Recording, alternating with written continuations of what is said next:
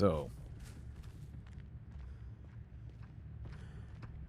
being cursed by Candyman would put you in the, the same effect I feel like with Freddy. You go into the dream world. Well, you go into the, you go into the legend of Daniel Robitaille, right? Like, there you get the, like in the films, like there was like flashbacks and stuff. Like they would be under hypnosis, right? Like Helen, the main character in the first Candyman, she was like under a hypnosis from him, and she started seeing visions of him, like and his like his trauma, stuff like that. I don't know if it'll be totally like that, but I feel like if you could be under his spell, like you could be under his like his trance, then you'll get like a similar atmosphere like this, like a Freddy, like when you fall asleep.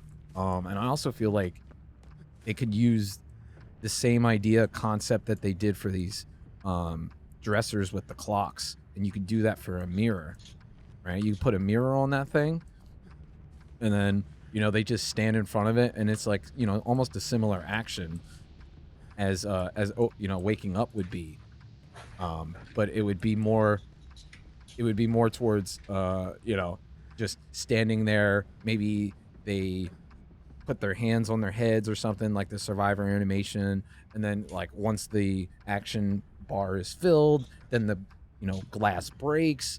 Candyman gets an alert that someone's purse has been lifted, and then he can, it's like almost like a barbecue and chili for his power, right? Like it doesn't give them an aura, but it gives them like kind of like a Feng Min alert, right? Like anytime that like, or if you ever used alert, it would give you a notification if a killer breaks something. So it's kind of like that, but it's like in his base kit. I think that would be really good, and it would especially it would in different situations in the game, like people would have to actually think about when they would use this this mirror to break the curse, so that they can not be afflicted with any statuses or whatever else that the team decides that the curse would inflict on the survivor once they make it to that cursed state. I feel like I still feel like the bees are like going to be a huge part of it, right? So like he's going to be able to like spit bees everywhere. Maybe they save him opening up his jacket for the Mori or something. Like I feel like there's so many possibilities with Candyman that you could do. I feel like it's only gonna be a matter of time before we obviously see it, but these are just my ideas that I'm gonna hopefully be right about, at least at some point.